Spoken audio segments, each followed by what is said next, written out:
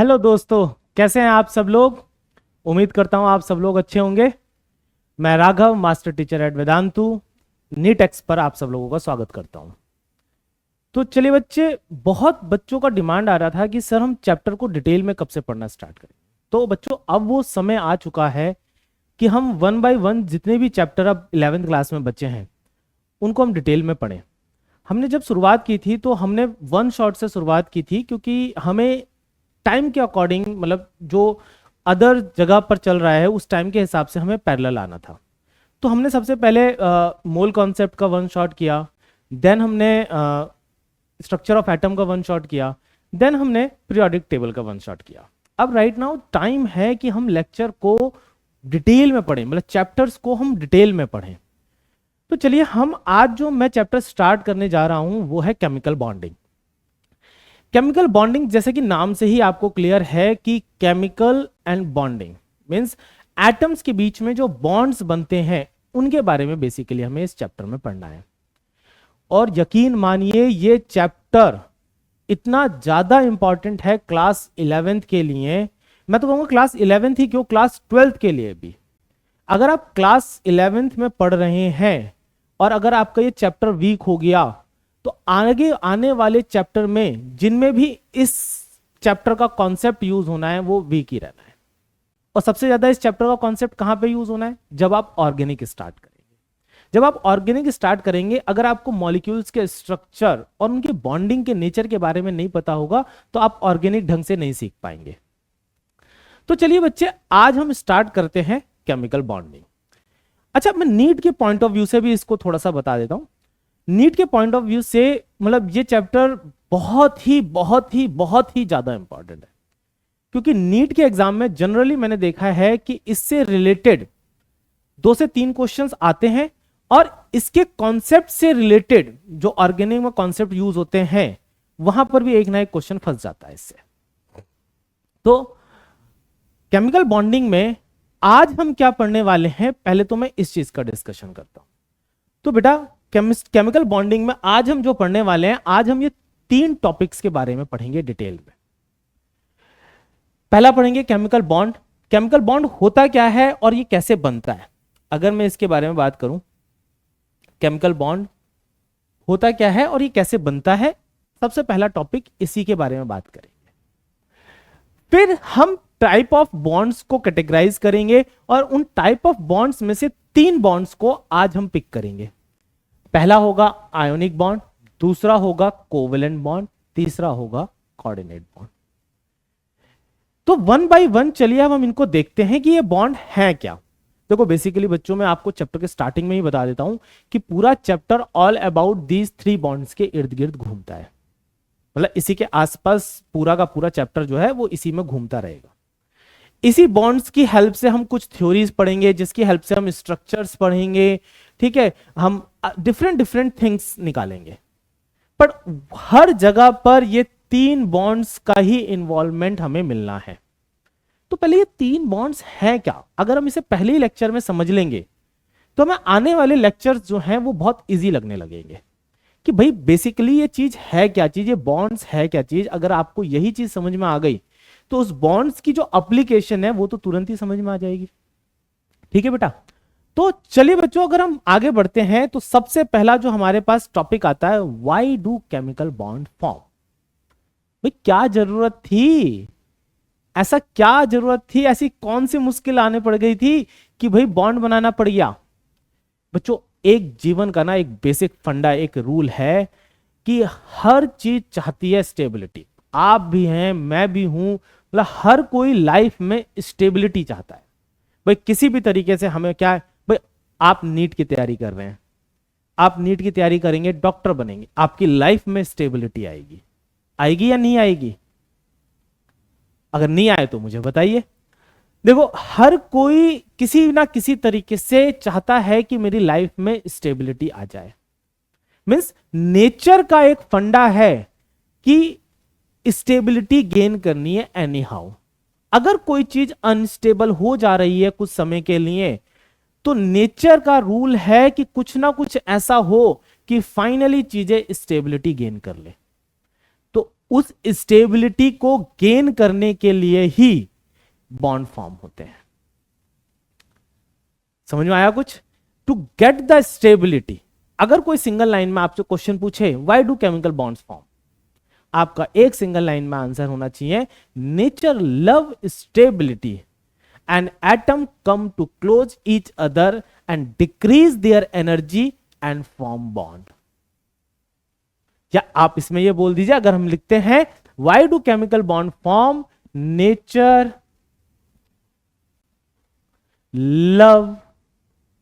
loves stability and atoms come close to each other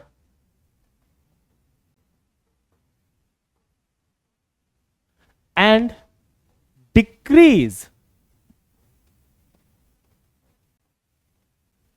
their potential energy with the help of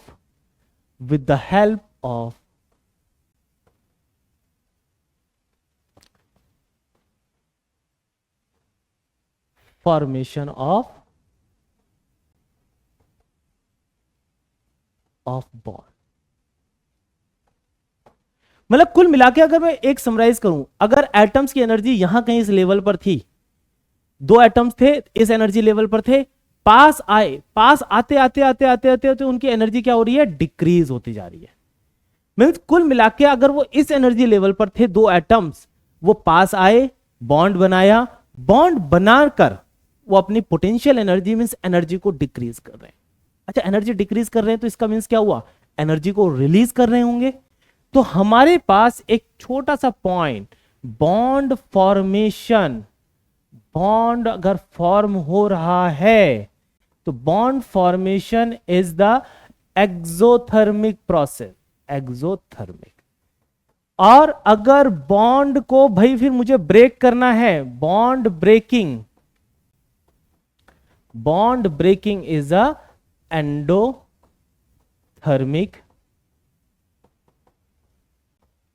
process. Simple सा फंडा आप सोचिए कि भाई बॉन्ड बने, एनर्जी डिक्रीज हो गई। आप अपनी रियल लाइफ में देख लीजिए, आप ये नहीं देखो, आपकी किसी पर्सन के साथ दोस्ती हो जाती है, आप उसके साथ कंफर्टेबल फील करते हैं, मीन्स आप रिलैक्स मोड में पहुंच गए, ठीक है। अब भाई उसके साथ रहते हैं तो आप रिलैक्स रहते हैं, तो डेफिनेटली मतलब उस समय आप स्टेबल हैं। भाई अगर आपकी दोस्ती बहुत अच्छी हो गई, आपका बॉन्ड बहुत अच्छा बन गया, तो आप रिलैक्स मोड में हैं, यानी कि आपकी एनर्जी डाउन। जब एनर्जी कम है तो आप स्टेबल हैं। इस हिसाब से मतलब आप रिलैक्स मोड में हैं, एनर्जी डाउन का मींस यहां पर रिलैक्स मोड में, रिलैक्स मोड मींस आप स्टेबल हैं। तो हमारे पास एक की पॉइंट था। अब हम इसको देखते हैं कि कैसे वो पास आ रहे हैं और कैसे वो एनर्जी डाउन हो रही है। हम इसको एनर्जी डायग्राम की हेल्प से देखते हैं। जब हम एनर्जी डायग्राम देखते हैं बेटा, तो देखो दो एटम दूर दूर थे, दो हाइड्रोजन एटम दूर दूर थे, अब वो पास आ रहे हैं, जैसे जैसे पास आ रहे हैं, देखो ये वाला जो एरिया है, इट रिप्रेजेंट्स एनर्जी और it represent inter nuclear distance.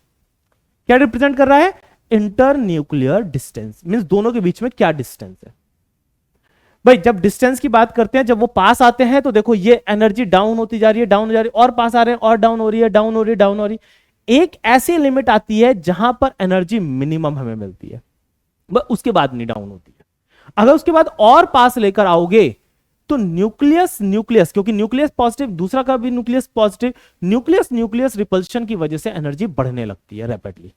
तो हमें वहां तक नहीं जाना, हमें उस सिचुएशन तक जाना है जहां तक एनर्जी मिनिमम मिल जाए बस।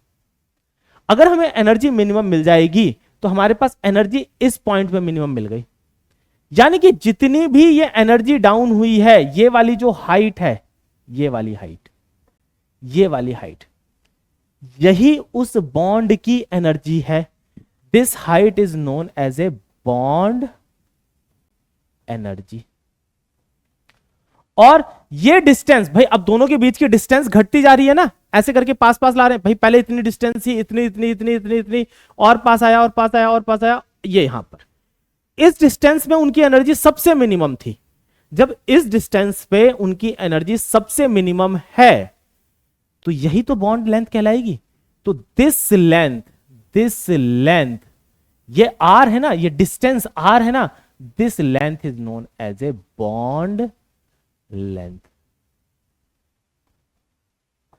बेसिकली अगर मैं बॉन्ड लेंथ को डिफाइन करूं तो it is a minimum distance between the two nucleus जब वो मॉलिक्यूल्स की फॉर्म में है।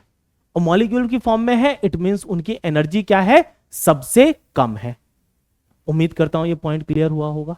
तो हमारे माइंड में दो चीजें सेटअप करनी है। अगर आपके पास कभी भी ग्राफ आए तो ये वाले एक्सिस पर, यानी कि ये वाली जो हाइट है जहां पर एनर्जी मिनिमम मिलती है, इसको बोलेंगे आप बॉन्ड एनर्जी। क्या बोलेंगे, बॉन्ड एनर्जी। और ये वाली हाइट जो एक्स एक्सिस पर है, जो एक्स एक्सिस पर है जहां पर मिनिमम एनर्जी नजर आ रही है, वो डिस्टेंस फ्रॉम जीरो टू लेकर इस पॉइंट तक जहां पर मिनिमम एनर्जी नजर आ रही है, वो पॉइंट, वो लेंथ कहलाएगी बॉन्ड लेंथ। आपको ग्राफ क्लियर हो गया या नहीं हो गया? कमेंट करके बताइए मेरे को कि ग्राफ क्लियर हुआ है या नहीं हुआ है। मैं कमेंट देखूंगा। ठीक है, आपको उम्मीद करता हूं समझ में आया होगा ये चीज। भाई आज शुरुआत है इस लेक्चर की। अगर आप ये चीजें क्लियर रखेंगे दिमाग में तो ये चैप्टर बहुत अच्छे से आपको क्लियर होता रहेगा। आया सबको समझ में?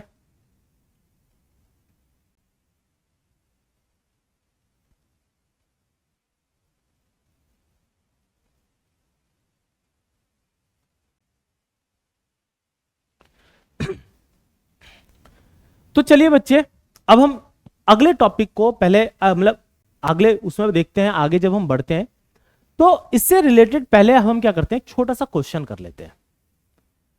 तो जब एक छोटा सा क्वेश्चन करते हैं, when two atoms combine to form a molecule. सबने क्वेश्चन रीड किया, आंसर बताइए क्या होगा। जब दो atoms combine to each other form a molecule, दो एटम मिल रहे हैं, बॉन्ड बना रहे हैं। पहला ऑप्शन पढ़ो, energy is release. Second, energy is absorb. Energy is neither release nor absorb. Energy में बी आइदर रिलीज और एब्जॉर्ब। हाँ जी, क्या बॉन्ड बन रहा है? अगर बॉन्ड बन रहा है तो एनर्जी रिलीज होगी। सो हमारे पास what should be the answer, energy is released. सबको क्लियर हो रहा है? What should be the answer, energy is released. भाई बॉन्ड फॉर्मेशन, बॉन्ड फॉर्मेशन क्या है? एक्सोथर्मिक। एक्सोथर्मिक आपको पता है ना, exothermic, exo exit, heat exit हो गई, एंडो हीट एंटर हो गई। क्लियर हो गया? Exo heat exit means heat release, endo means heat enter, E N endo, enter means heat absorb. चलिए बच्चे, अगर हम नेक्स्ट चलते हैं, yes the right answer is heat is released. Now अगर हम आगे बढ़ते हैं तो टाइप ऑफ केमिकल बॉन्ड। बच्चों हमारे पास देखो बॉन्डिंग भी ना दो टाइप की हो गई। एक स्ट्रांग हो गई, भाई किसी कोई आपके बेस्ट फ्रेंड है, उसके साथ बॉन्डिंग आपकी स्ट्रांग है। कोई आपका एक नॉर्मली हाई हेलो वाला फ्रेंड, उसके साथ बॉन्डिंग क्या है, नॉर्मल है, वीक है, बहुत ज्यादा स्ट्रांग नहीं है। मतलब आप उससे शर्माते हैं कि कुछ काम बोला जाए वो करेगा या नहीं करेगा। तो इसी तरीके से अगर मैं केमिकल बॉन्ड को कैटेगराइज कर देता हूं तो कुछ बॉन्ड स्ट्रांग होते हैं, कुछ बॉन्ड वीक होते हैं। तो मैं स्ट्रांग बॉन्ड और वीक बॉन्ड, वीक बॉन्ड, तो बेसिकली मैं उन बॉन्ड्स के बारे में बात कर रहा हूं इस चैप्टर के अंदर। उन बॉन्ड्स को लिख रहा हूं जिनको हम पूरे चैप्टर में स्टडी करेंगे। तो स्ट्रांग बॉन्ड की कैटेगरी में सबसे पहले हम लेते हैं आयोनिक बॉन्ड, आयोनिक बॉन्ड। दूसरा लेते हैं हम आयोनिक बॉन्ड के बाद कोवेलेंट बॉन्ड।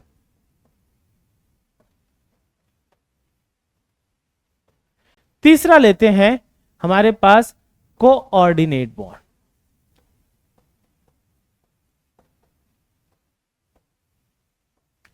चौथा लेते हैं हम मेटेलिक बॉन्ड।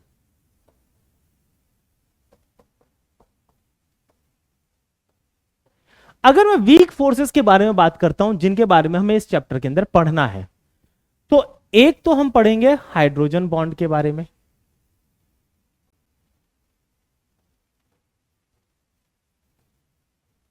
दूसरा हम पढ़ेंगे वैंडरवाल बॉन्ड्स के फोर्सेस के बारे में।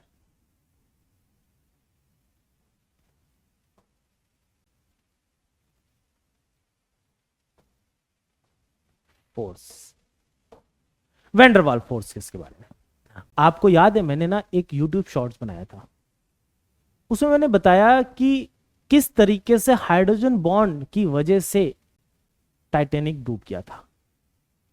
आप लिंक में मैं उस लिंक में मैं उस वीडियो मतलब उस शॉर्ट का लिंक डाल दूंगा, मतलब डिस्क्रिप्शन में उस शॉर्ट का लिंक डाल दूंगा, आप उसे देखिएगा जरूर। आपको एक आइडिया लगेगा कि कैसे कैसे आपको हाइड्रोजन बॉन्ड की वजह से टाइटैनिक डूबा था। तो मुझे कमेंट करके बताइएगा भी जरूर कि कैसे आपको समझ में आया या नहीं आया। और इसका डिस्कशन, टेंशन मतलब इस चैप्टर के अंदर इसमें इस चीज को डिस्कस भी करूंगा कि हाइड्रोजन बॉन्ड क्या है और कैसे उसकी वजह से टाइटैनिक पर असर पड़ गया। चलिए बच्चे, अगर हम पहले तो हम बात करते हैं, हमें ये 4 बॉन्ड, फिलहाल आज का जो टारगेट होगा हमारा वो इन 3 बॉन्ड पर होगा, आयोनिक, कोवेलेंट और हमारा तीसरा होगा कोऑर्डिनेट, क्योंकि बेसिकली चैप्टर का मेजॉरिटी पोर्शन इन 3 बॉन्ड्स पर टिका हुआ है। अगर हम आगे बढ़ते हैं तो सबसे पहले हम एक छोटा सा क्वेश्चन करते हैं इस टाइप ऑफ बॉन्ड्स के ऊपर। मैंने बताया विच of the following is weakest, मैंने अभी कैटेगराइज कर दिया था स्ट्रॉन्ग और वीक को। तो मुझे बताइए कि आयोनिक, कोवेलेंट और मेटालिक, इन तीनों को तो मैंने स्ट्रॉन्ग बॉन्ड की कैटेगरी में रख दिया था। तो आंसर क्या होना चाहिए इसका? आंसर क्या होना चाहिए? आंसर होना चाहिए इस क्वेश्चन का right answer should be van der Waals forces. ये एक बहुत ही वीक फोर्सेस होते हैं, जैसे गैसेस के बीच में जो फोर्स लगा होता है वो एक वैंडरवाल फोर्सेस होता है, वैंडरवाल फोर्स होता है। So what should be the right answer? Right answer is C. चलिए क्रॉस चेक कर लेते हैं, yes the right answer is C. Point clear हो गया सबको? अगर हम नेक्स्ट आगे की तरफ बढ़ते हैं तो सबसे पहले हमें आयनिक बॉन्ड तक पहुंचने के लिए कुछ छोटी छोटी थ्योरी का सहारा लेना होता है, क्योंकि हम उस थ्योरी का इन्वॉल्व जब मैं आपको आयनिक बॉन्ड समझाऊंगा तो वो समझाते हुए इन थ्योरीज का यूज होगा। तो सबसे पहले कॉसल लुइस अप्रोच के बारे में डिस्कशन कर लेते हैं, केमिकल बॉन्ड के बारे में।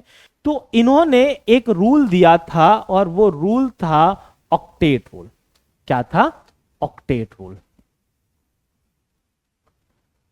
भाई सीधी सी बात है, एवरी एटम बॉन्ड बनाना चाहता है, तो अब एवरी एटम बॉन्ड बनाना चाहता है तो स्टेबिलिटी भी चाहता होगा। हमने नेचर में देखा कि नोबल गैसेस काफी स्टेबल है, वो बॉन्ड आसानी से नहीं बनाती, वो अपने आप में स्टेबल है। जब वो बेटा अपने आप में स्टेबल है तो क्या हुआ, मींस उनका कॉन्फ़िगरेशन उसको मतलब अलाउ कर रहा है स्टेबिलिटी देने के लिए, मतलब वो है कि भाई ठीक है, हम मेरी कॉन्फ़िगरेशन में एनफ टेंडेंसी है कि वो स्टेबलाइज रहे। सो ऐसे ही हर एटम चाहता था कि नहीं भाई मैं तो नोबल गैस बनना चाहूंगा। अब नोबल गैस कैसे बन जाए? भाई तुम ऑक्सीजन हो तो तुम ऑक्सीजन हो ना, नोबल गैस कैसे बन जाओगे? पर भैया इन्होंने भी दिमाग लगाया, ऐसे कैसे? तो इन्होंने कहा कि भैया every atom has a tendency to achieve या to get the noble gas electronic configuration with the help of formation of ionic, covalent और coordinate bond. So every atom, every element has a tendency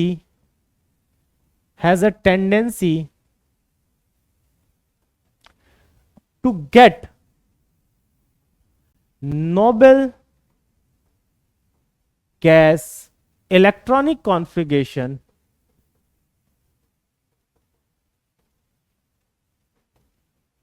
with the help of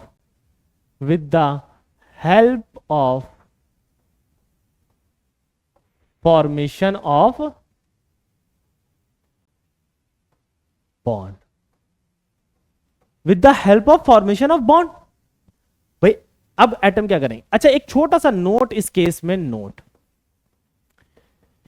in the case of first shell, अगर किसी atom के पास केवल first shell ही present है, in the case of first shell octet rule is known as duplet rule. इसको पहले तो octet rule कर देते हैं। Octet rule is known as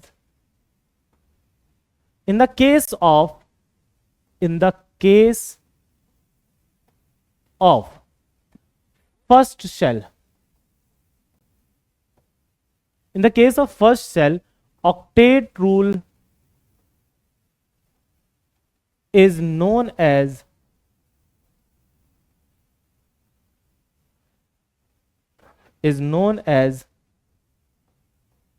duplet।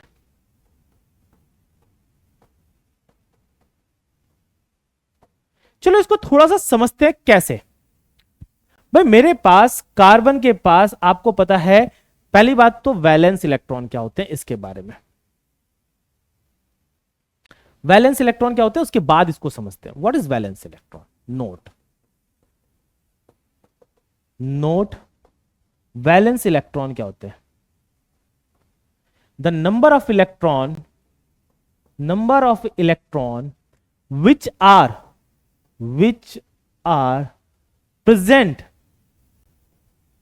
which are present in the last shell of an atom, in the last shell of an atom are known as valence electron, and the last shell is known as valence shell, and last shell in which electron are present are known as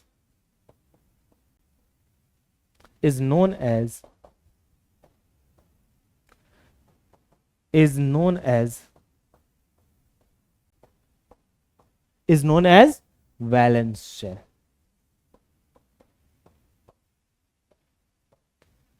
clear बच्चों? पहले तो ये 2-3 points हमारे पास, ये जो words हैं ये क्लियर होने चाहिए, क्योंकि ये वर्ड्स हमारे पास बार बार यूज होंगे।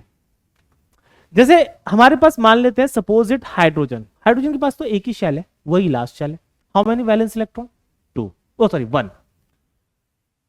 अगर हम बात करते हैं, let's suppose I am taking an example, sodium का इलेक्ट्रॉनिक कॉन्फ़िगरेशन होता है हमारे पास, सोडियम का इलेक्ट्रॉनिक कॉन्फ़िगरेशन होता है 2,8,1।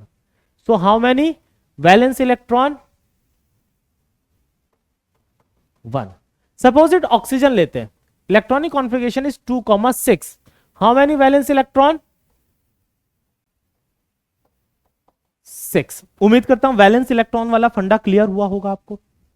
बच्चे चलिए अगर हम आगे बढ़ते हैं, पहले अभी मैंने ऑक्टेट रूल में डुप्लेट रूल वाली की बात नहीं करी है, अभी वेट करो, आप इसे वेट करिए, एक छोटी सी चीज पहले और समझ लेते हैं, देन हम हमारे पास चलते हैं ऑक्टेट रूल पे, सॉरी उसके डुप्लेट वाले रूल पर।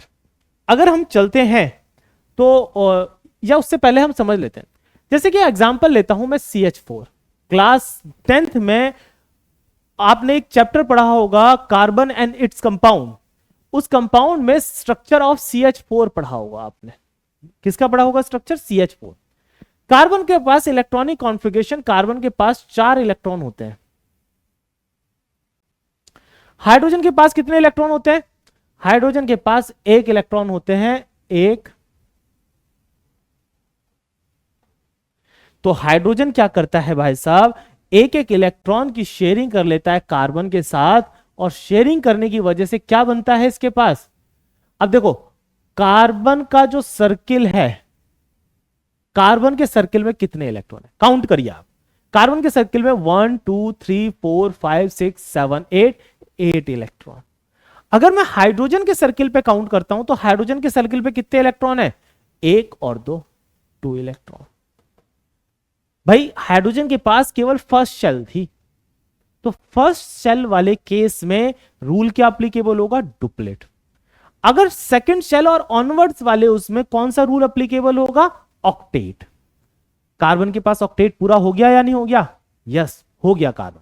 कैसे हुआ? शेयरिंग ऑफ इलेक्ट्रॉन से हुआ। और ये शेयरिंग ऑफ इलेक्ट्रॉन क्या कहलाएगा, अभी मैं इसके बारे में बात करूंगा, वेट करो और बने रहो वीडियो में, वीडियो छोड़ के मत जाइए, आपको पता चलेगा कि शेयरिंग ऑफ इलेक्ट्रॉन क्या कहलाएगा। चलिए बच्चे, फिलहाल तो मैंने आपको ये बता दिया कि डुप्लेट क्या है, ऑक्टेट क्या है, इसके बारे में एक छोटा सा इस पर हम क्वेश्चन कर लेते हैं।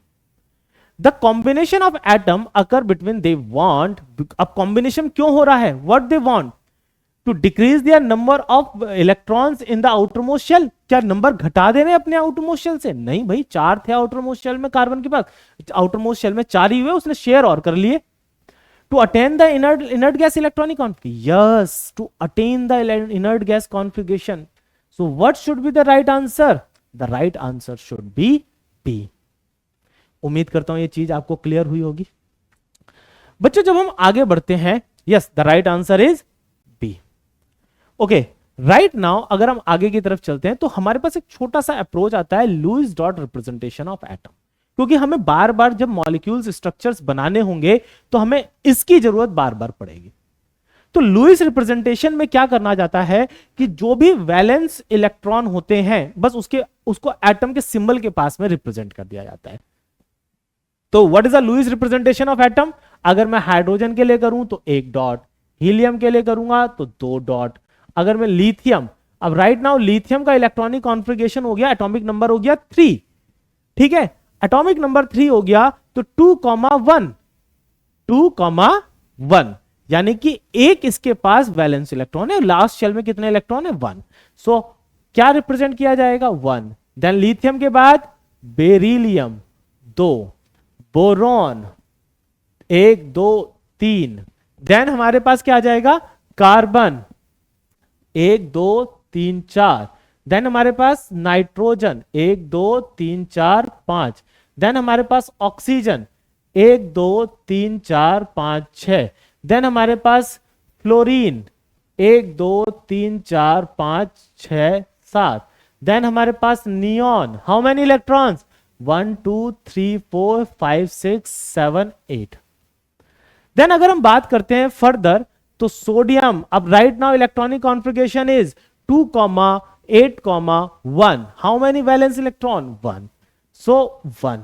Then magnesium 2, then aluminium 3, then aluminium के बाद सिलिकॉन 1 2 3 4, सिलिकॉन के बाद यस बच्चों हमारे पास फास्फोरस 1 2 3 4 5, देन सल्फर 1 2 3 4 5 6, देन हमारे पास क्लोरीन 1 2 3 4 5 6 7, देन हमारे पास argon 1 2 3 4 5 6 7 8, then next potassium, electronic configuration is 2,8,8,1, last में कितने बचे, 1, हमारे पास 1, देन हमारे पास कैल्शियम। ये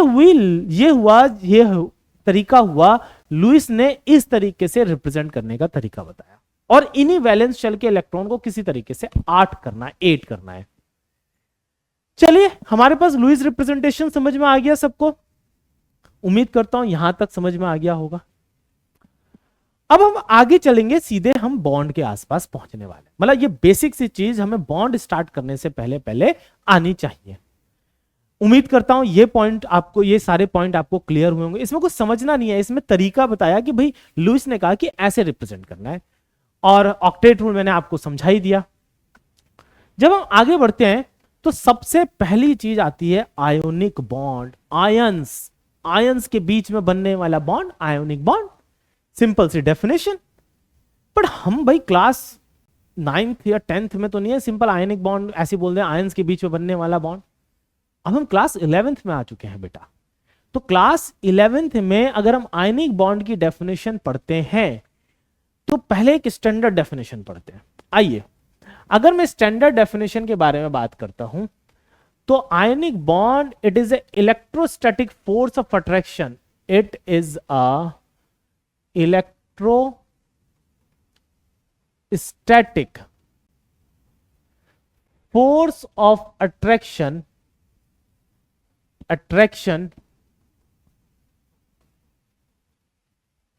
between the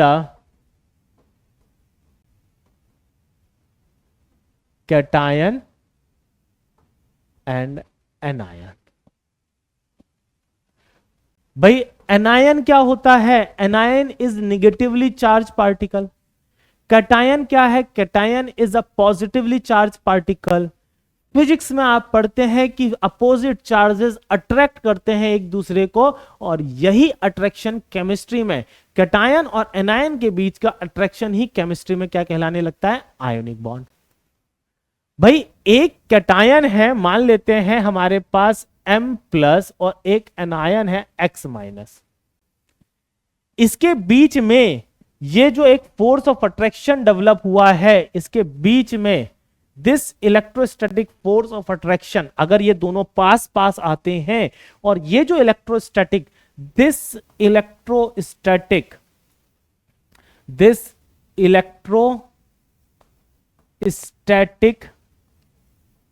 force is known as ionic bond, as ionic bond। उम्मीद करता हूं यह आयोनिक बॉन्ड क्लियर हुआ होगा। This electrostatic force of attraction is known as ionic bond. Clear हुआ? अभी पर सर ठीक है, कैटायन एनायन पास में आए, बॉन्ड बन गया, तो एक्चुअली हुआ कैसे? अगर मैं इसकी बात करता हूं तो it is form due to the complete transfer of electron from one atom to another atom. It is form due to the complete transfer of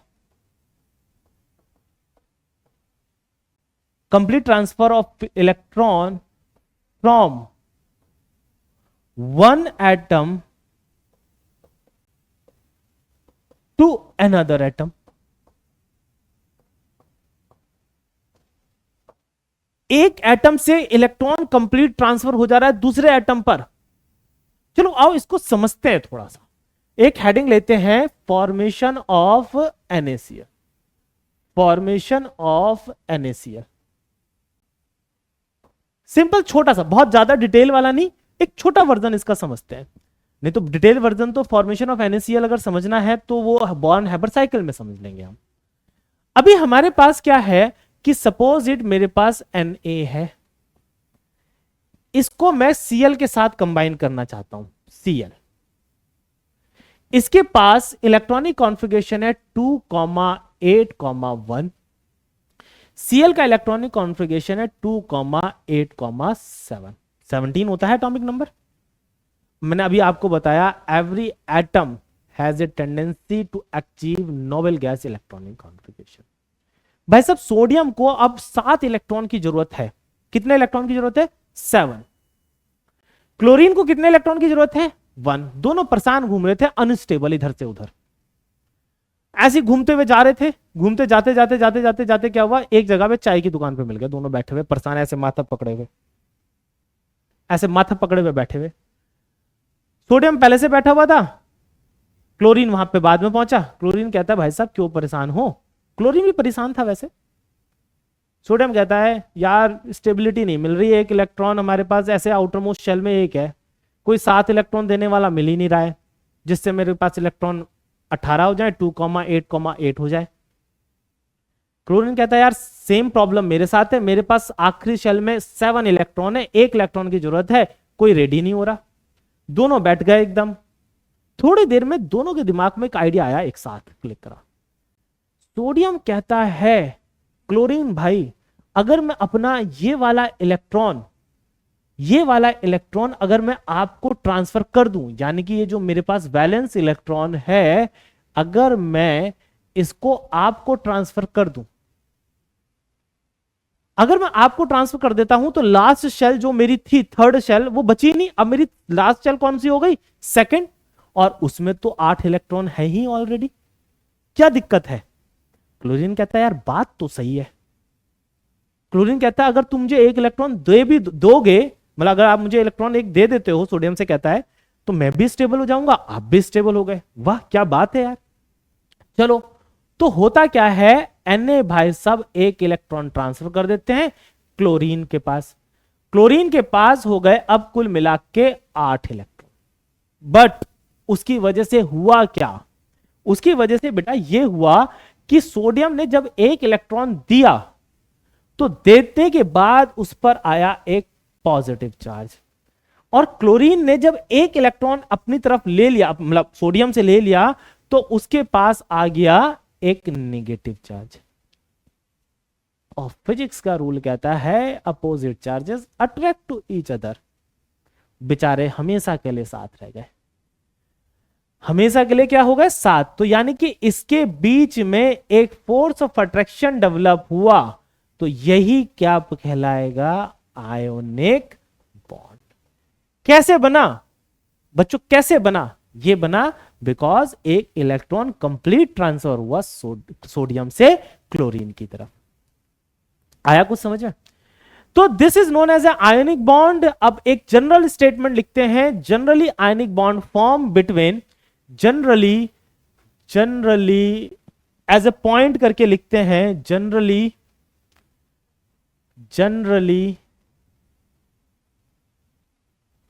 ionic bond form between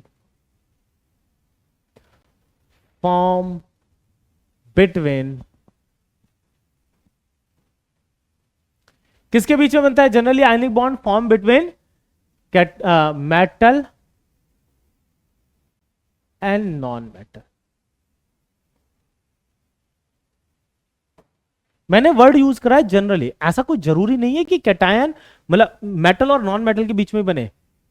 कई बार ऐसे भी मॉलिक्यूल देखे गए जो दो नॉन मेटल थे उनके बीच में बन गया, या ग्रुप ऑफ आयंस कैटायन था वो नॉन मेटल था उनके बीच में भी बना। कभी पता चला आपने, मैंने ये स्टेटमेंट लिखा दिया, आप मेरा एड्रेस ढूंढ रहे हो, कहां है ये इंसान, किसने लिखाया ये स्टेटमेंट। भाई जनरली ज्यादातर केस हमें कैटायन जो होते हैं वो मेटल, मतलब मेटल जो होते हैं वो कैटायन बनाते हैं, और जो नॉन मेटल होते हैं वो एनायन बनाते हैं। तो इस वजह से ज्यादातर केस में यानी कि जो आयनिक बॉन्ड होता है वो मेटल और नॉन मेटल के बीच में बनता है। ठीक है, चलिए थोड़ा सा समझ लेते हैं फिर से formation of MgCl2। Formation of MgCl2। भाई magnesium how many valence electron, 2। Chlorine 1 2 3 4 5 6 7। Chlorine 1 2 3 4 5 6 7। ये भाई साहब अब वही सेम हाल 2, 8, 2, 2, 8, 7, 2, 8, 7। ये एक इलेक्ट्रॉन इसे देगा, एक इलेक्ट्रॉन इसे देगा। ये क्या बन जाएगा हमारे पास, Mg2+, और इधर Cl 1 2 3 4 5 6 7 8 नेगेटिव, और Cl 1 2 3 4 5 6 7 8 नेगेटिव। Mg दोनों क्लोरीन के साथ क्या करेगा, एक आयनिक बॉन्ड बना के बैठेगा। उम्मीद करता हूं ये बॉन्ड क्या है ये चीज समझ में आई होगी। एक टर्म आता है बच्चों इलेक्ट्रोवैलेंसी, एक टर्म आता है इलेक्ट्रोवैलेंसी। आइए इस टर्म को समझते हैं, इलेक्ट्रोवैलेंसी। अगर मैं इलेक्ट्रोवैलेंसी की बात करता हूं तो नंबर ऑफ इलेक्ट्रॉन गेन और लूज पर atom, it is the number of electron gain or lose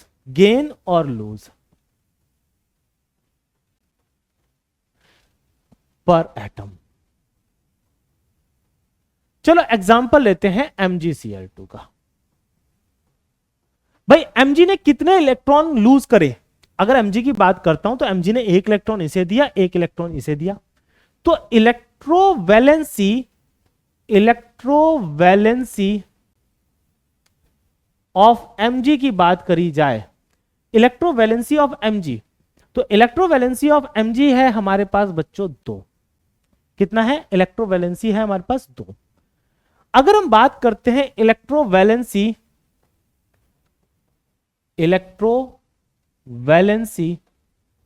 of Cl, तो बच्चों इलेक्ट्रोवैलेंसी ऑफ Cl क्या निकल के आएगी? अगर हम बात करते हैं तो इलेक्ट्रोवैलेंसी ऑफ Cl निकल के आएगी मेरे पास 1।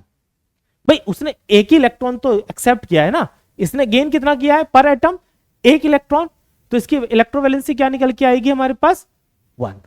उम्मीद करता हूं ये चीज भी आपके पास क्लियर हुई होगी। अच्छा बच्चों, अगर मैं बात करता हूं भाई आयनिक बॉन्ड तो बन गया है मेरे पास, अब ये ऐसे कौन से फैक्टर्स हैं जो फेवर कर रहे हैं? आप देखो, अगर आयनिक बॉन्ड बना है भाई, इलेक्ट्रॉन को देने की टेंडेंसी, एक इलेक्ट्रॉन गेन कर रहा है, एक इलेक्ट्रॉन लूज कर रहा है, दोनों मिल रहे हैं, दोनों पास पास आ रहे हैं, एक इलेक्ट्रॉन दूसरे को दे रहा है, दूसरा एक्सेप्ट कर रहा है और साथ में रह जा रहे हैं।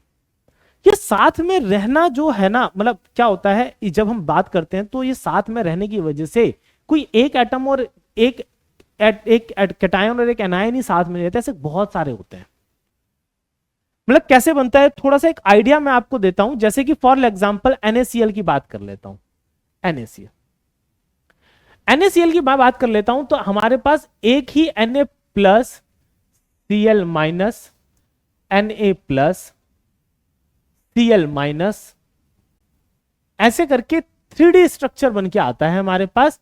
This should be the Cl minus, क्योंकि इसके पास में Cl माइनस होगा, Na plus Cl minus, Na plus Cl, Na plus, इससे कनेक्ट क्या होगा? Na प्लस, इससे क्या होगा? Cl माइनस, Na प्लस और Cl माइनस।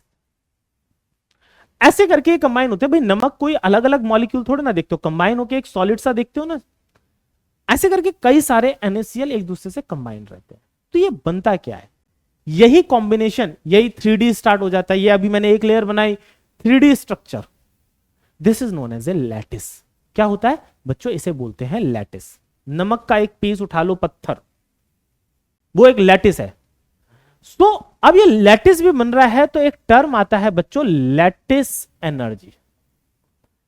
इस टर्म को energy, lattice energy star mark करके, ये पॉइंट यहां पर हम इसको समझते हैं। So it is the amount of energy, it is the amount of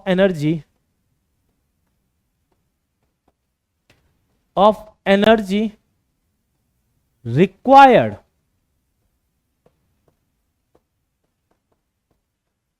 to break 1 mole of ionic solid, 1 mole of ionic solid into the gaseous ion। या इसका जस्ट अपोजिट कर दो, इट इज अमाउंट। भाई break कर रहा हूं तो energy required, bond तोड़ रहा हूं, अगर यही लैटिस बनाना है तो एनर्जी रिलीज। तो हमारे पास अगर मैं एग्जांपल लेता हूं, तो जैसे कि लेट से कि NaCl सॉलिड 1 मोल मैंने ब्रेक करना है, तो किस में ब्रेक करूं? इसमें ब्रेक करूंगा Na प्लस गैस और Cl माइनस गैस। इसको ब्रेक करने में जो एनर्जी रिक्वायर्ड है, that is the lattice energy. So अब प्रोसेस में जो एनर्जी रिक्वायर्ड होगी वही लैटिस एनर्जी कहलाएगी, और इसमें जो एनर्जी रिक्वायर्ड है इसे बोलते हैं डेल्टा लैटिस एनर्जी H0, और दैट इज, अच्छा बताओ, अगर लैटिस ब्रेक करना है तो एनर्जी का साइन क्या होगा? पॉजिटिव। भाई एनर्जी रिक्वायर्ड है ना। चलो एक छोटा सा नोट इसके अंदर मैं लिख देता हूं। अगर हम बात करते हैं लैटिस फॉर्म हो रहा है, लैटिस फॉर्म, तो एनर्जी रिलीज।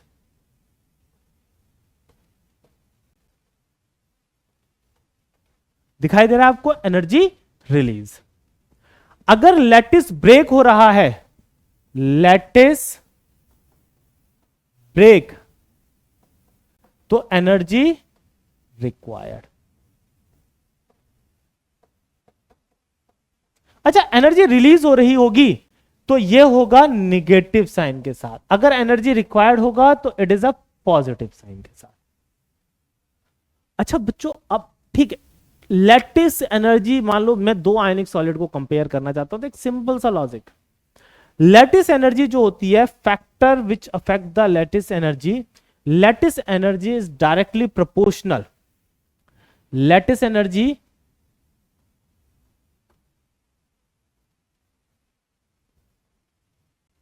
डायरेक्टली प्रोपोर्शनल होती है चार्ज के, और इनवर्सली प्रोपोर्शनल होती है साइज से।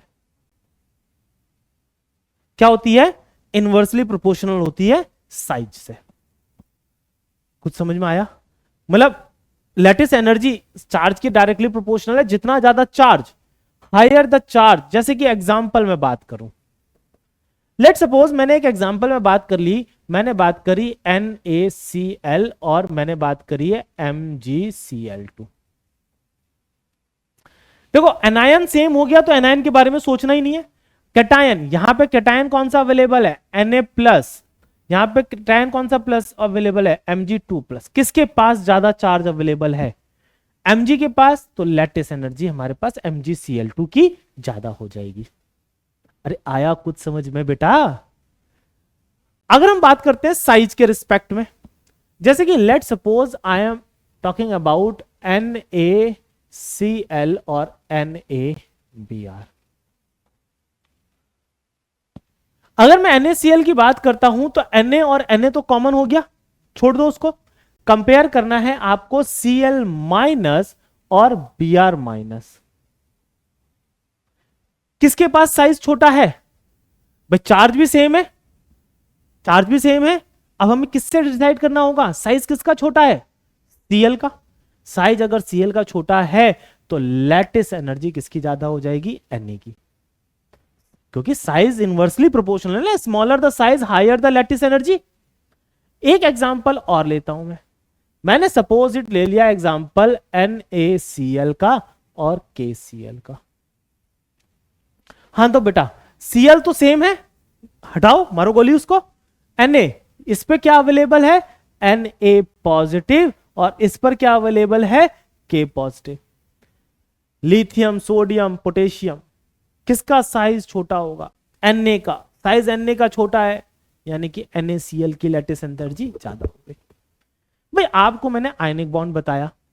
आयनिक बॉन्ड क्या होता है? It is electrostatic force of attraction between two, मतलब between the cation and anion. ठीक है भाई, इलेक्ट्रोस्टैटिक। अब ऐसे कौन से फैक्टर, मैंने आपको तीन चीजें बताई, बेसिकली मैं तीन चीजों पर डिस्कशन करता हूं। ऐसे तो काफी सारे फैक्टर, मतलब 5-6 फैक्टर्स हो जाएंगे जो हमारे कोर्स में इंपॉर्टेंट होंगे, वो तीन फैक्टर इंपॉर्टेंट है। तो factors which favours the formation of ionic bond, अगर हम इस टॉपिक के लिए डिस्कशन करते हैं,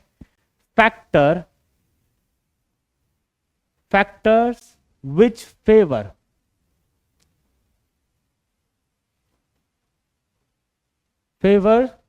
the formation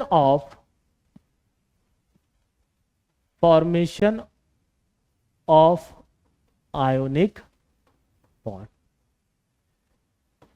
साइड से समझते हुए चलते हैं। भाई Na से एक इलेक्ट्रॉन निकाल के Cl को देना था, Na से एक इलेक्ट्रॉन निकाल के किसको देना है? Cl को।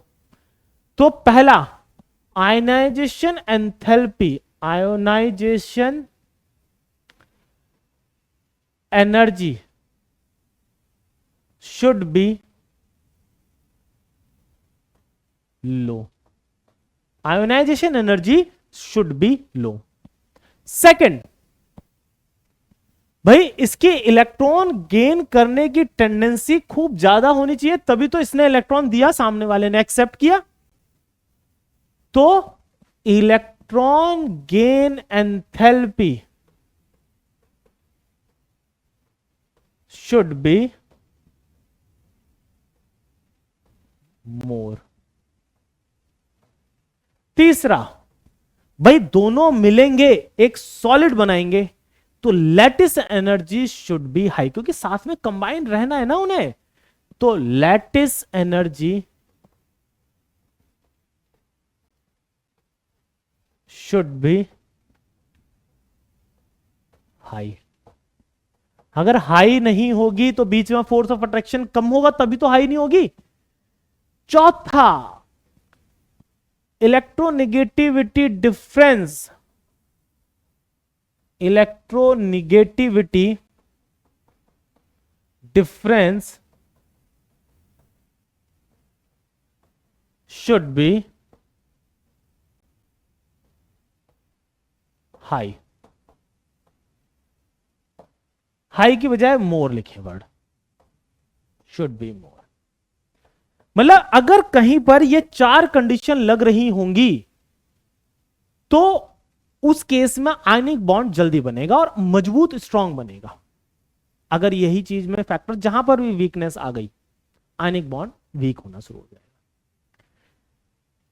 अभी आपको ये समझ में आ गया आयनिक बॉन्ड के लिए फेवरेबल कंडीशन क्या है, आयनिक बॉन्ड होता क्या है। कुछ प्रॉपर्टीज के बारे में बात कर लेते हैं। Properties of some general properties,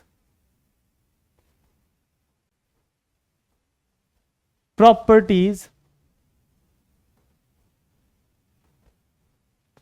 of ionic compound.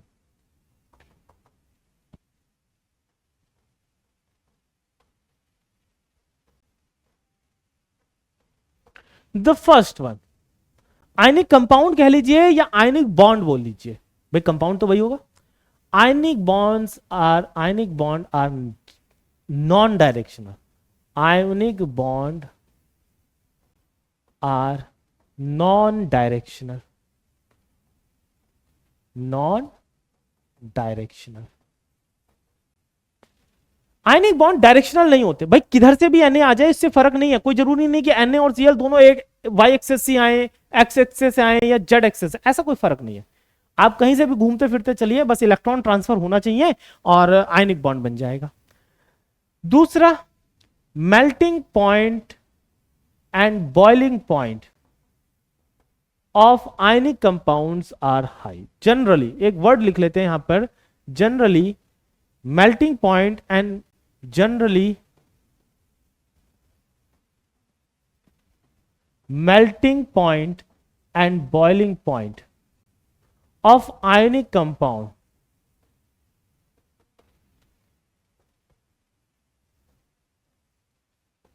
are high। अगर मैं तीसरा पॉइंट बात करता हूं, जनरल प्रॉपर्टीज कुछ है बेटा, आपने ये तो देखा ही होगा कि हमने देखा है कि generally melting and boiling point high हो गए। आयनिक कंपाउंड ना मतलब इलेक्ट्रिसिटी कंडक्ट नहीं कर सकते हैं, बट अगर उन्हें आप मोल्टेन स्टेट में ले आए, उसे आप मेल्ट कर देते हैं या उसका एक्वा सॉल्यूशन बना लेते हैं तो इलेक्ट्रिसिटी कंडक्ट कर लेते हैं। Generally ionic compound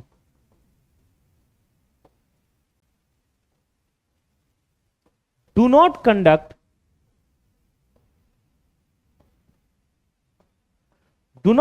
the electricity in solid state, but they conduct the electricity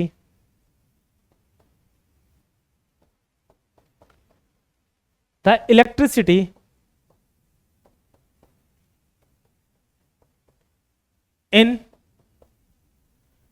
molten state, molten and aqueous state, aqueous state। वो मोल्टेन स्टेट में और एक्वस स्टेट में, मतलब कि अगर हम बात करें तो एक्वस स्टेट में इलेक्ट्रिसिटी कंडक्ट कर लेते हैं। एक चौथा पॉइंट आता है हमारे पास, अगर मैं फोर्थ पॉइंट की बात करता हूं तो फोर्थ पॉइंट है हमारे पास बच्चों, fourth point, ionic compound are generally, ionic compound are soluble in, generally ionic compound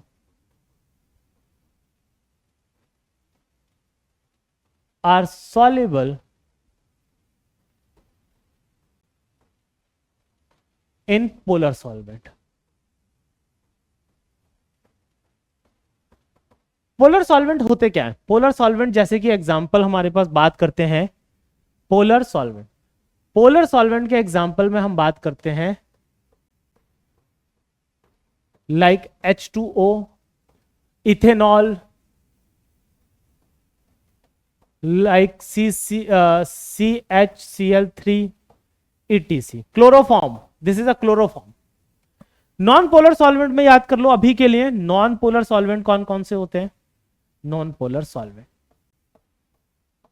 अगर मैं नॉन पोलर सॉल्वेंट की बात करता हूं तो नॉन पोलर सॉल्वेंट क्या हो जाएंगे बेटा? Like benzene, carbon tetrachloride CCl4। अभी फिलहाल यही दो सफिशिएंट है, इतने दो याद कर लीजिए। हाँ भैया, कुछ आयनिक बॉन्ड क्लियर हुआ? क्या होता है आयनिक बॉन्ड? ठीक है बेटा, तो इस पर बेस्ड एक छोटा सा, अभी हमने लैटिस एनर्जी पढ़ी थी, लैटिस एनर्जी पे बेस्ड एक छोटा सा क्वेश्चन कर लेते हैं। आपके पास क्वेश्चन है, the higher lattice energy corresponds to. हमारे पास सबसे ज्यादा अगर हम कोरस्पॉन्ड टू की बात करते हैं हायर लेटेस्ट एनर्जी, देखो ऑक्सीजन सब में कॉमन है, ऑक्सीजन सब में कॉमन है। जब ऑक्सीजन कॉमन हो गया तो ऑक्सीजन को हटाइए, इस पे क्या आयन है? Mg2+। इस पर क्या आयन है? हमारे पास Ca2+। इस पर क्या आयन है? Sr2+। फिर बेरिलियम। देखो AIPMT 2010 all India pre medical test 2010, NEET का पहले वाला वर्जन, जो नीट से पहले एग्जाम हुआ करता था डॉक्टर बनने के लिए, उसका क्वेश्चन है। कितना सिंपल, कितना हलवा क्वेश्चन। हमारे पास Mg2+, भाई मैंने बोला था चार्ज अगर सेम हो तो depend on size, size inversely proportional. Size का अगर ऑर्डर देखूं तो साइज हमारे पास ये है साइज, और साइज का इनवर्सली पोर्शन यानी कि MgO। तो what should be the right answer? The right answer is MgO। आया बच्चों, समझ में आया आपको? क्लियरिटी हुई कुछ? चलो क्रॉस चेक कर लेते हैं आंसर हमारे पास। Yes, the right answer is A। यहां पर बच्चों आयनिक बॉन्ड का बेसिक एंड हो रहा है, basic, not complete. Complete end होने में तो समझ लीजिए लगभग लगभग हम थोड़ा थोड़ा कहीं ना कहीं पूरे चैप्टर में पढ़ते रहेंगे। ये बेसिक एंड हुआ है। आइए अगर हम बात करते हैं तो हम बात कर लेते हैं अब थोड़ी सी बात कर लेते हैं कोवेलेंट बॉन्ड की, कि कोवेलेंट बॉन्ड क्या होता है। अगर बेटा हमें कोवेलेंट बॉन्ड बात करनी है, covalent bond, it is form, मतलब अगर it is a force of attraction between the two atoms when they share the electron with each other. It is a force of attraction. It is the force of attraction between the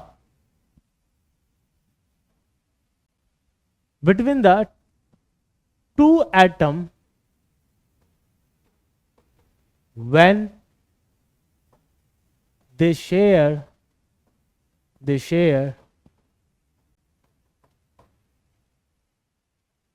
when they share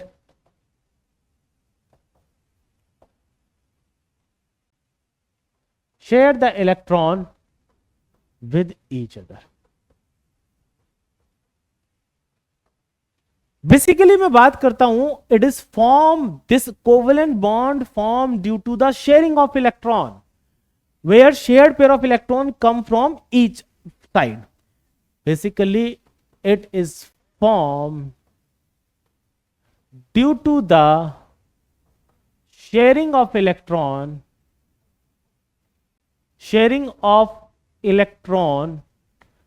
between two atom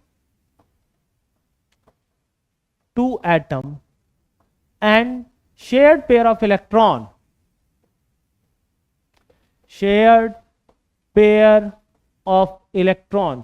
come from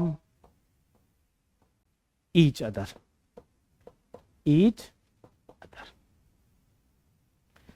किधर से आ रहे हैं? each other मतलब from each side, not each other, each side। चलिए बात करते हैं कैसे। मैंने एक एग्जांपल लेना है, for example formation of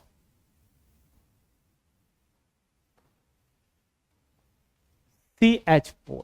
simple, अभी पूरा डिटेल फॉर्मेशन नहीं लेना है, धीरे धीरे इसके और अपग्रेड करते रहेंगे। कार्बन के पास 1 2 3 4, हाइड्रोजन के पास 1, हाइड्रोजन के पास 1, हाइड्रोजन के इलेक्ट्रॉन को हम क्रॉस से दिखाते हैं। हाइड्रोजन के पास 1, हाइड्रोजन के पास 1, हाइड्रोजन के पास 1।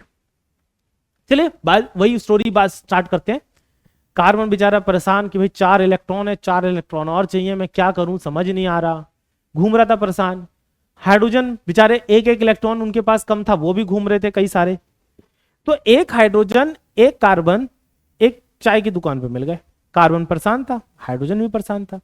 हाइड्रोजन ने पूछ लिया कार्बन से, भाई क्या परेशानी है? कार्बन ने कहा यार स्टेबिलिटी नहीं है मेरे पास, स्टेबिलिटी गेन करनी है, क्या करूं? 4 इलेक्ट्रॉन की जरूरत है, कोई 4 इलेक्ट्रॉन दे ही नहीं रहा, किसी के पास 4 इलेक्ट्रॉन शेयर करने के लिए है ही नहीं। हाइड्रोजन को दिमाग में एक आइडिया आया कि हाइड्रोजन कहता है यार मैं अकेला नहीं, मेरे जैसे कई भाई मेरे घूम रहे हैं, अगर मैं उन सबको बुला लेता हूं और एक एक इलेक्ट्रॉन की शेयरिंग कर लेता हूं इसके साथ, तो हमारा भी काम हो जाएगा और इसका भी काम हो जाएगा। तो उसने तुरंत फोन घुमाया, फोन घुमा के एकदम फोन लगाता है, 3 उसके दोस्त और आ जाते हैं, कुल मिला के वो 4 हो जाते हैं। और 4 जैसी होते हैं वैसी फिर वो कार्बन को आइडिया बताता है, कार्बन में एकदम रेडी, चलो भाई बॉन्ड बनाया जाए। तो फिर वो क्या करते हैं, वो ऐसे करके इस तरीके से बॉन्ड बना लेते हैं। इस तरीके से हुआ क्या, इलेक्ट्रॉन की क्या हुई, शेयरिंग हुई।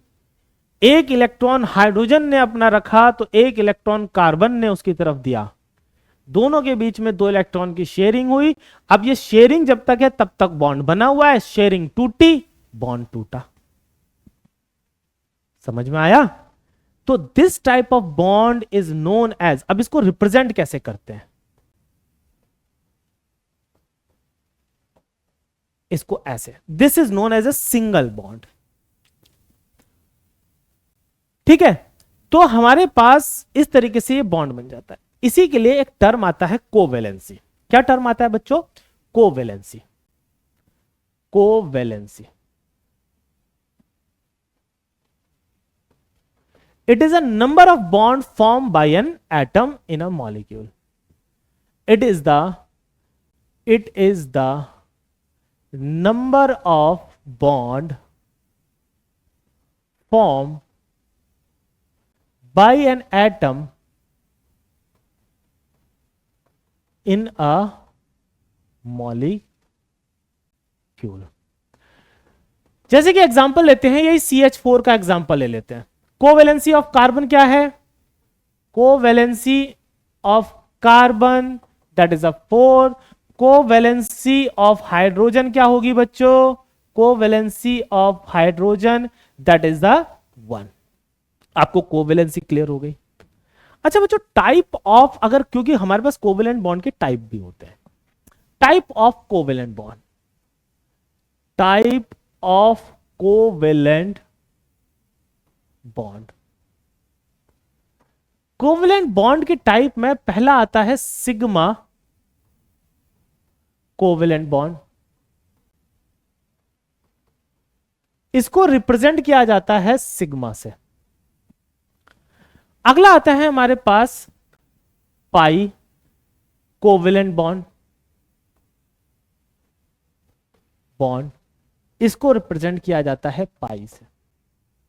देखो अब इस टाइप को हम डिटेल में नहीं जाएंगे, अभी डिटेल में जाने के लिए अभी 2-3 लेक्चर का वेट करना पड़ेगा, क्योंकि हमें पहले ओवरलैपिंग समझनी होगी, देन ओवरलैपिंग के बाद हम इस पे आएंगे वापस।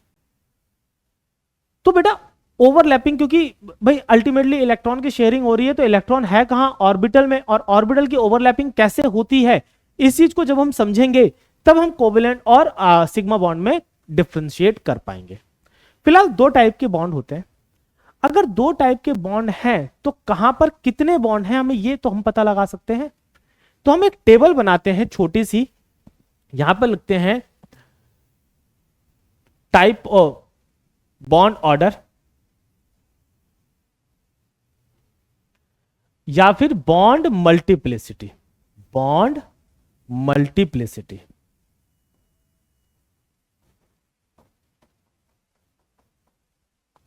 इसके अंदर टाइप ऑफ बॉन्ड, कौन कौन से टाइप ऑफ बॉन्ड है, और number of electron involve, number of electron involve. उम्मीद करता हूं नजर आ रहा होगा वहां तक। राइट नाउ अगर मैं बॉन्ड मल्टीप्लिसिटी की बात करता हूं, अगर bond multiplicity single bond, single bond इसको कैसे रिप्रेजेंट किया जाता है, सिंगल बॉन्ड कैसे रिप्रेजेंट किया जाता है, single bond. Type of bond इसके अंदर 1 सिग्मा बॉन्ड होता है, और एक बॉन्ड को बनाने में 2 इलेक्ट्रॉन यूज होते हैं, तो number of electrons involve 2। Now हमारे पास आता है बेटा सेकंड आता है डबल बॉन्ड।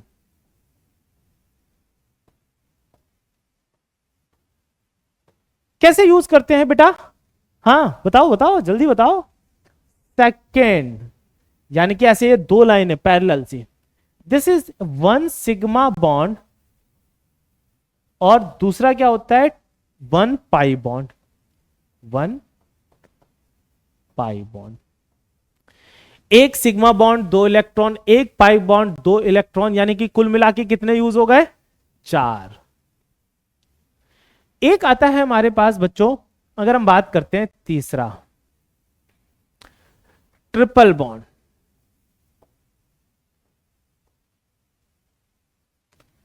ट्रिपल बॉन्ड में क्या होता है, सी ट्रिपल बॉन्ड, एक सिग्मा बॉन्ड होता है और 2 पाई बॉन्ड होते हैं।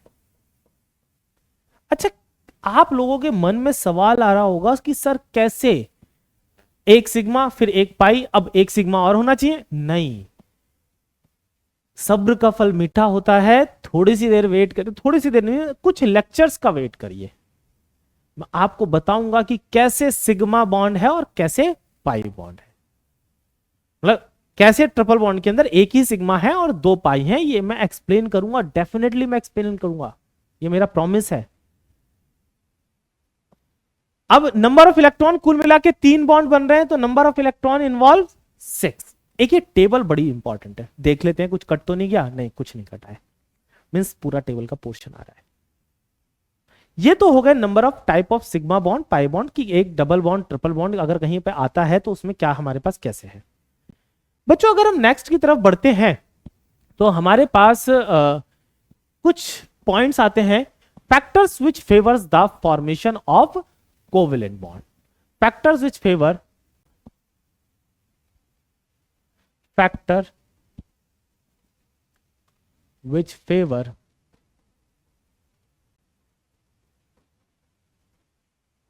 formation of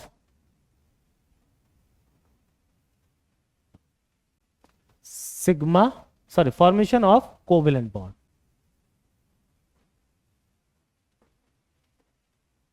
बेसिकली इसमें 2 ही फैक्टर होते हैं जो इसको फेवर करते हैं, एक तो आयनाइजेशन एंथैल्पी हाई होनी चाहिए, आयनाइजेशन एंथैल्पी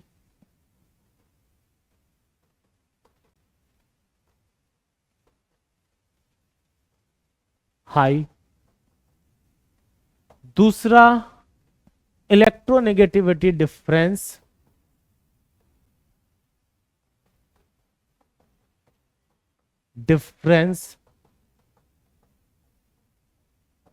शुड बी लो। बहुत ज्यादा इलेक्ट्रोनेगेटिविटी डिफरेंस नहीं होना चाहिए, ऐसा नहीं होना चाहिए कि बहुत ही ज्यादा हो गया, जब बहुत ही ज्यादा हो जाता है तो क्या करता है, एक पर्सन दूसरे के इलेक्ट्रॉन को खींच के अपने पास रख लेता है, आयनिक बॉन्ड बन जाता है वो, फिर शेयर पेयर को भी। अभी उसके बारे में नहीं सोचना ज्यादा, बस अभी 2 फैक्टर्स को याद रखने की कोशिश करिएगा। चलिए ये तो हो गया factors which favours the formation of ionic bond. Now next हमारे पास चलता है general properties, general properties of covalent bond. मतलब इसकी जनरल प्रॉपर्टी कुछ ज्यादा ही मतलब जनरल है, बहुत सारे इसमें एक्सेप्शन आ जाते हैं। तो पहला वही आयनिक कोवेलेंट बॉन्ड और कोवेलेंट कंपाउंड।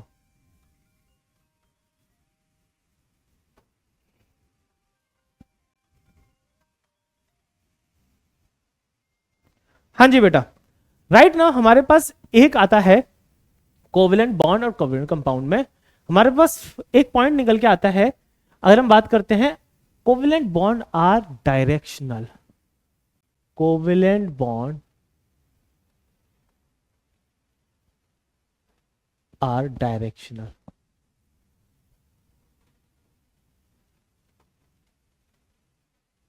भाई सिंपल सा लॉजिक है, इलेक्ट्रॉन कहां पर होते हैं? ऑर्बिटल। ऑर्बिटल का क्या होता है? डेफिनेट शेप होता है, या स्क्वायर, स्फेरिकल। अगर इलेक्ट्रॉन किसी को शेयर करना है तो उस ऑर्बिटल की डायरेक्शन में तो आके शेयर किया जाएगा, ऐसे किसी भी डायरेक्शन से तो आ नहीं सकता है। इसका मीनिंग होता है डायरेक्शनल। ऐसा नहीं कि कहीं से भी आया और बॉन्ड बना लिया, ना ना ना ना ना भाई, ऐसे नहीं होता है आयनिक बॉन्ड की तरह। भाई इलेक्ट्रॉन ट्रांसफर ही नहीं करना है, इस समय इलेक्ट्रॉन बॉन्ड बनाना है, उस सामने वाले से भी एक इलेक्ट्रॉन लेना है और अपना इलेक्ट्रॉन भी देना है। इस वजह से यहां पर ये जो कोवेलेंट बॉन्ड होते हैं डायरेक्शनल होते हैं। Second, generally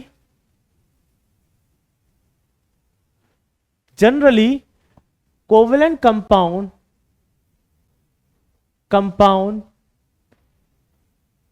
generally melting point of covalent compounds is low. Generally melting point and boiling point is low, except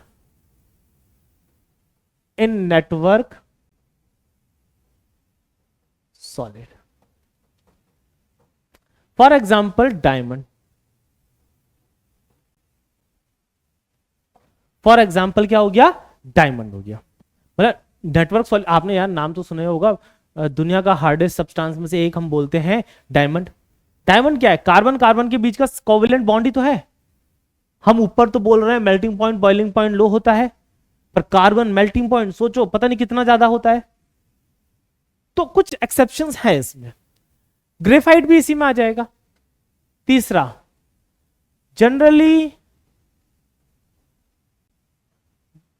covalent compound do not conduct, covalent compound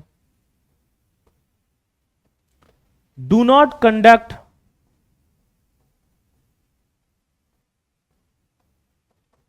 the electricity. Generally covalent compound do not conduct the electricity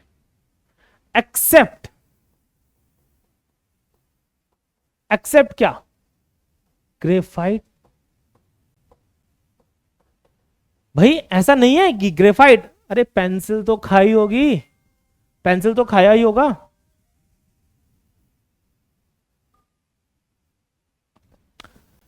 pencil तो आप लोगों ने खाई होगी। भाई pencil जब आप लोग खाते हैं, तीसरा point, generally covalent compounds do not conduct the electricity except graphite. आप लोगों ने पेंसिल तो देखी होगी, पेंसिल में क्या होता है, जो पेंसिल की जो कार्बन वाली जो पोर्शन होता है बीच वाला जिससे हम लिखते हैं, वो ग्रेफाइट का बना होता है। आप कभी भी ऐसा मत करिएगा कि दोनों साइड से पेंसिल छीलिएगा और उसे प्लग में इन कर दीजिएगा, फिर आपका नहीं पता क्या होने वाला है। इस वजह से आपने नोटिस किया होगा पेंसिल की बैक साइड पे कवरिंग आती है, कवर्ड रहता है एरिया। वो अलग बात है, आप खा खा के उसको खराब कर देते हो, पर ध्यान रखना कभी भी पेंसिल को सॉकेट में नहीं एंटर कराना है। पता चला आपने एंटर कराया, उधर आप गायब। समझ में आया? तो हमारे पास जनरली ये होते हैं जी, यही तीन प्रॉपर्टी जनरली हमें पढ़नी होती हैं। और यहां सॉल्युबिलिटी के बारे में बात नहीं करनी होती, क्योंकि हमारे पास आयनिक कंपाउंड को, सॉरी कोवेलेंट कंपाउंड को फिर से हम polar covalent compound, non polar covalent compound में कैटेगराइज करते हैं, उसको हम आगे सीखेंगे। तो ये कुछ जनरल टर्म्स, कुछ जनरल चीजें थी कि कोवेलेंट कंपाउंड, कोवेलेंट बॉन्ड होता क्या है। चलिए कुछ एक क्वेश्चन करने से पहले हम इस कोऑर्डिनेट बॉन्ड को भी पहले समझ लेते हैं। अगर हम कोऑर्डिनेट बॉन्ड की बात करते हैं बेटा, coordinate bond, it is also formed due to the, it is also formed form due to the sharing of electron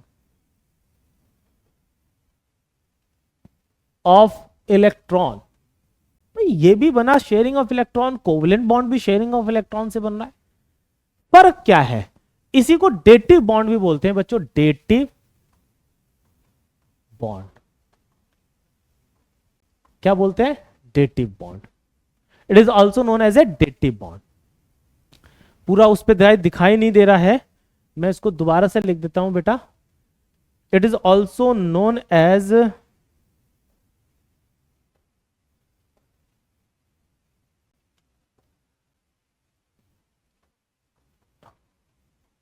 dative bond. I think it is clear now. Yes, dative bond. भाई it is also formed due to the sharing of electron. तो यार sharing से बन रहा है तो covalent bond ही तो हुआ। But in this case shared electron come from any one side of an atom, come from any one atom। चलिए पहले मैं इसके कुछ पॉइंट्स लिखने से पहले इसको समझाता हूं आपको। इसको समझाने के लिए स्ट्रक्चर ऑफ O2 लेते हैं, of O2, O3 sorry, ozone. Ozone के स्ट्रक्चर को बनाने से पहले हम O2 का स्ट्रक्चर बनाते हैं। O2 का पहले हम O2 का स्ट्रक्चर बनाते हैं तो ऑक्सीजन पे हमारे पास क्या हो गया भाई, ऐसे O, दिस इज O, दो ऑक्सीजन है। इसके पास कितने इलेक्ट्रॉन हो गए हमारे पास? इस ऑक्सीजन के पास है 1 2 3 4 5 6। इसके पास 1 2 3 4 5 6। भाई साहब होना क्या था? आए शेयरिंग हो गई। दोनों ऑक्सीजन के पास 8 इलेक्ट्रॉन हो गए। कितने इलेक्ट्रॉन हो गए बेटा? 8। ठीक है, राजी खुशी हैप्पी, मतलब हैप्पीली बॉन्ड बना के खुश थे, कोई दिक्कत नहीं, कोई परेशानी नहीं। पर इनके पास भाई साहब एक ऑक्सीजन आ जाता है, एक नया एक ऑक्सीजन आया।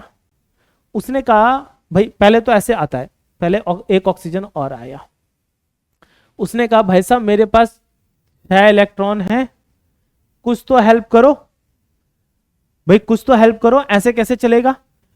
ये दोनों ऑक्सीजन कह देते हैं कि भाई हमारा तो ऑक्टेट पूरा है, हमें क्या जरूरत है। फिर वही होता है ना, वो भाई रिक्वेस्ट करने लगता है, कसमें खिलाने लगता है, भाई तुम्हें कसम है, मैं भी तो ऑक्सीजन हूं, मैं भी तो एटम हूं, मेरी भी हेल्प करो, कुछ तो करो। वो कहते हैं भाई साहब हमारे पास जगह ही नहीं है, हमारे पास वैलेंस शेल में 8 ही इलेक्ट्रॉन रखने की जगह है, हमने शेयरिंग कर ली। भाई सेकंड शेल की मैक्सिमम कैपेसिटी कितनी है? 8। उन्होंने कहा हमारे पास जगह ही नहीं है, हम क्या करें, हम तेरे से कैसे इलेक्ट्रॉन शेयर करें? तो यही इलेक्ट्रॉन एक काम करता है, यही ऑक्सीजन एक सजेशन देता है, कहते हैं भाई साहब तुम इलेक्ट्रॉन मेरे से लो मत, पर मुझे अपने इलेक्ट्रॉन शेयर कर दो। तो होता क्या है, ये भाई साहब जाते हैं किसी भी एक ऑक्सीजन के पास, ऑक्सीजन कहते हैं चलो ठीक है शेयर करते हैं। तो ये क्या करते हैं, ये वाला ऑक्सीजन इसके पास ऐसे पहुंचा, 1 2 3 4 5 6, और एक सर्किल बना लेगा, एक शेयरिंग कर लेगा ऐसे करके।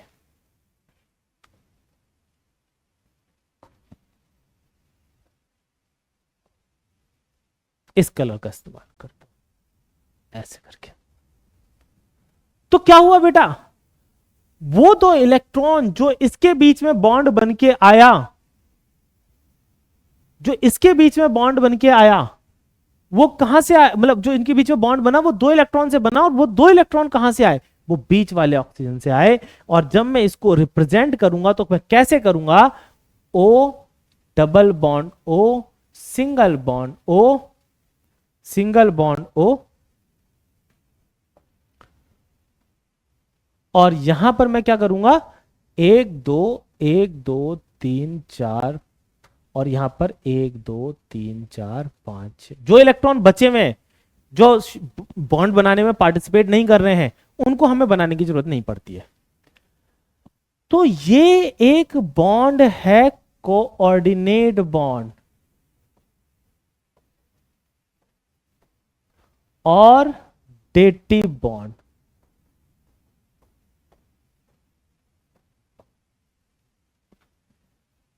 एनसीईआरटी हमारे ना कोऑर्डिनेट बॉन्ड को क्लास 11th में तो रिकॉग्नाइज नहीं करती है, बताती नहीं है, वो बोलती नहीं है कोऑर्डिनेट बॉन्ड के बारे में। वो बस एक स्पेशल केस के बारे में बात करती है। उस स्पेशल केस में दो इलेक्ट्रॉन ऑक्सीजन की तरफ से शेयरिंग में आते हैं, मतलब किसी भी एक एटम की तरफ से शेयरिंग में आते हैं, है तो शेयरिंग ही, हो तो शेयर्ड ही रहे हैं, तो हम इसे बोलते हैं it is a special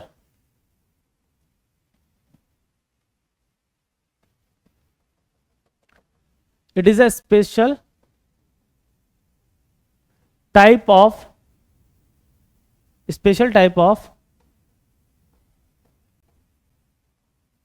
covalent bond। अच्छा, अगर हम प्रैक्टिकल के बेसिस पे निकालें, प्रैक्टिकल क्या कहता है, मतलब अगर हम बात करते हैं उसे बोलते हैं स्पेक्ट्रोस्कोपी। अगर हम स्पेक्ट्रोस्कोपी के बेसिस पे बात करते हैं तो स्पेक्ट्रोस्कोपी की हेल्प से अगर हम आइडेंटिफाई करें तो स्पेक्ट्रोस्कोपी बस ये बताएगी कि इस ऑक्सीजन के बीच में दो इलेक्ट्रॉन की शेयरिंग है, मींस एक बॉन्ड है। स्पेक्ट्रोस्कोपी ये नहीं बताएगी कि वो इलेक्ट्रॉन दोनों ऑक्सीजन की तरफ से आए, ये तो थ्योरी बता रही है। हम कैसे आइडेंटिफाई करें, हमने देखा, हमें थ्योरीज के बेसिस पे डेवलप की ये चीज। तो once the covalent bond is once the coordinate bond is formed, coordinate bond is formed, we can't distinguish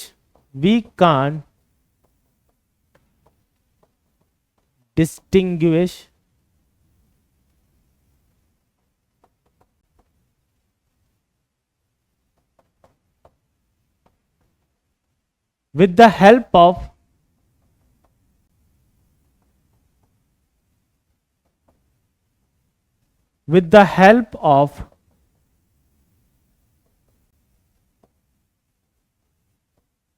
experiment।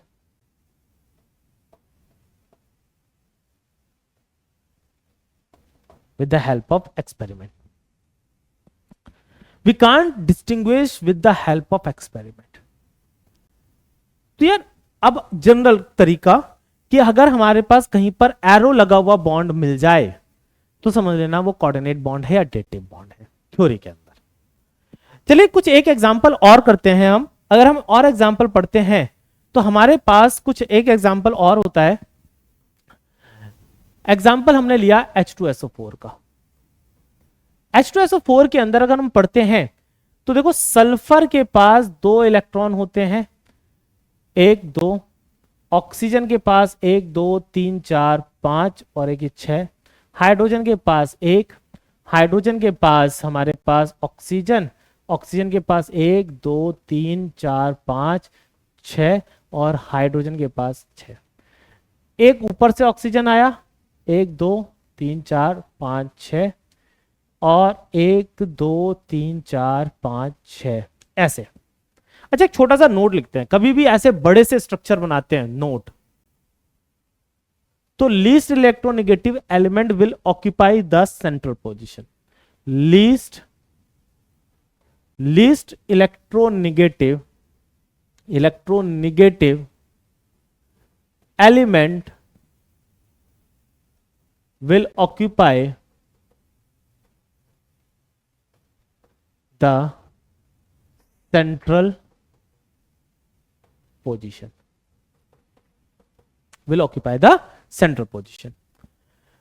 ठीक है बेटा। अगर हम सर्किल बनाने चलते हैं तो सर्किल बनाने में हमारे पास क्या होता है, एक ये और ऑक्सीजन पे देखा जाए तो ऑक्सीजन का सर्किल बनेगा ऐसे करके 6 8 इलेक्ट्रॉन, इसका ऑक्सीजन का सर्किल ऐसे करके 8। फिर सल्फर का सर्किल देखा जाए तो सल्फर का सर्किल ये देखो, सल्फर के सर्किल 1 2 3 4 5 6 7 8। 8, भाई इन सब के पास ऑक्टेट कंप्लीट हो गया। बट ये भाई साहब इसके साथ ऐसे करके 2 बॉन्ड बना लेते हैं, ये इसके साथ ऐसे करके 2। अब देखोगे तो जो पिंक सर्किल है यहां पर भी ऑक्सीजन का ऑक्टेट कंप्लीट हो चुका है, ऑक्सीजन का ऑक्टेट कंप्लीट हो चुका है। सो स्ट्रक्चर क्या बनना चाहिए हमारे पास? अगर हम स्ट्रक्चर देखते हैं बेटा, देखो क्या बनना चाहिए स्ट्रक्चर, चलो बताओ जल्दी से। हमारे पास स्ट्रक्चर बनेगा sulphur oxygen, oxygen O H ओ।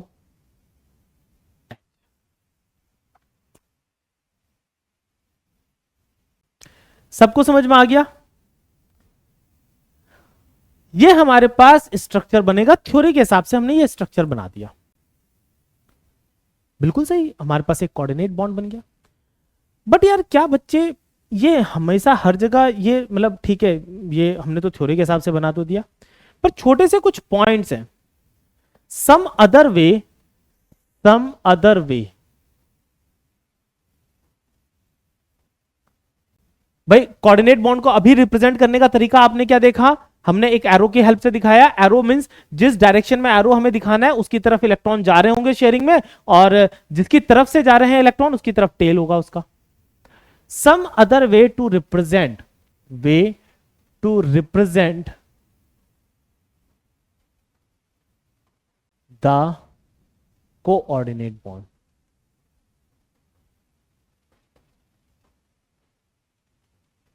सम अदर वे, पहले हमारे पास जैसे मान लेते हैं ए डेटिव बॉन्ड बी बना रहा है, ए ने बी की तरफ एक डेटिव बॉन्ड बनाया। तो पहला तरीका हमारे पास, पहला तरीका आएगा a single bond B, this is positive और दिस इज नेगेटिव। अगर मैं उसको सिंपल सिंगल लाइन से दिखाता हूं तो मेरे को इस पर पॉजिटिव चार्ज, इस पर नेगेटिव चार्ज दिखाना होगा। When A can't expand their octet, when A can't expand their octet, या हम ये कह लें कि when it belongs to the period 2 elements, when it belong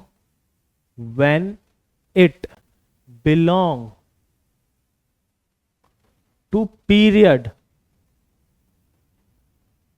2, अगर वो सेकंड पीरियड से बिलोंग करेगा तो हमें ये नहीं, ये इस तरीके से रिप्रेजेंट करना है। अनदर वे क्या है? We can write it like B, ऐसे। हमारे पास ये रिप्रेजेंटेशन कब होगा?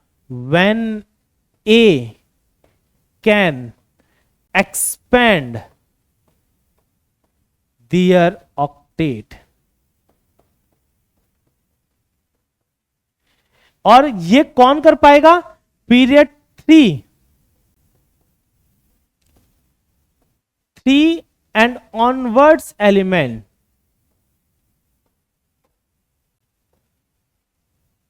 Can expand their octet। तो चलिए आइए इस रिप्रेजेंटेशन का कब, क्योंकि हमारे पास बुक्स जो है वो कोऑर्डिनेट बॉन्ड को डायरेक्ट रिप्रेजेंट करते हुए ऐसे एरो की तरह नहीं दिखाएगी। वो कैसे करेंगे? अगर हम बात करते हैं जैसे कि फॉर लेट से मेरे पास एग्जांपल है O3 का, O3 का स्ट्रक्चर बन के आया O डबल बॉन्ड O और एक एरो O, ऐसा ही कुछ बन के आया था बच्चों। 1 2 3 4 5 6, इस पे 6 डॉट थे, ऐसे कुछ बन के आया था। अगर हमारे पास इसमें बात करेंगे तो हमारे पास देखो इसको रिप्रेजेंट करने का तरीका, एरो इधर आया, ऑक्सीजन की तरफ से आ रहा है एरो, और ऑक्सीजन के पास, oxygen is a period 2 element, अगर पीरियड 2 एलिमेंट है तो इसको रिप्रेजेंट करने का तरीका आएगा O double bond O single bond O, here positive और इस पर नेगेटिव, और जितने इलेक्ट्रॉन पहले नजर आए दिखाए थे उतने ही इलेक्ट्रॉन अभी फिर से दिखा देने हैं, फिर से उतने ही इलेक्ट्रॉन रिप्रेजेंट कर देने हैं। अभी आपको मैंने H2SO4 का दिखाया था, तो H2SO4 का स्ट्रक्चर आपको मैंने ऐसे करके बताया था। कैसे बताया था? इस तरीके से। आपके पास सल्फर, सल्फर की तरफ से डेटिव बॉन्ड बन रहा है और सल्फर जो है वो पीरियड 3 का एलिमेंट है। तो यानी अब इसको रिप्रेजेंट करने का तरीका क्या होगा? बुक्स कैसे रिप्रेजेंट करेंगी? बुक्स विल रिप्रेजेंट ऐसे, एग्जाम भी ऐसी रिप्रेजेंट करेगा।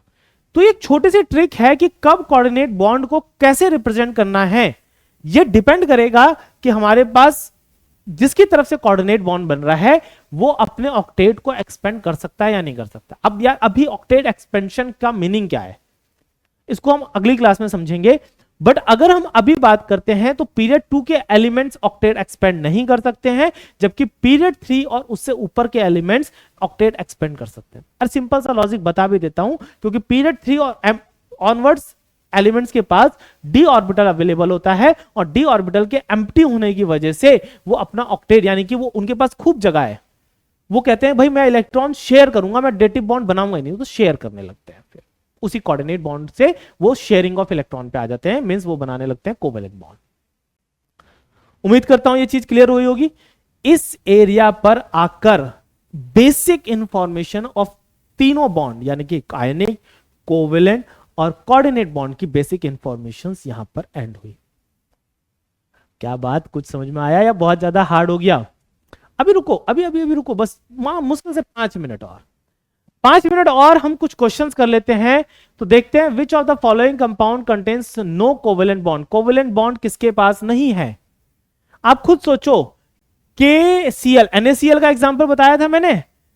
KCl इसके पास है 2,8,8,1, इसके पास है इलेक्ट्रॉनिक कॉन्फ़िगरेशन 2,8,7। हाँ जी भाई साहब, क्या आंसर होगा? आंसर होगा हमारे पास KCl। बाकी सबके पास हमारे पास कोवेलेंट बॉन्ड है।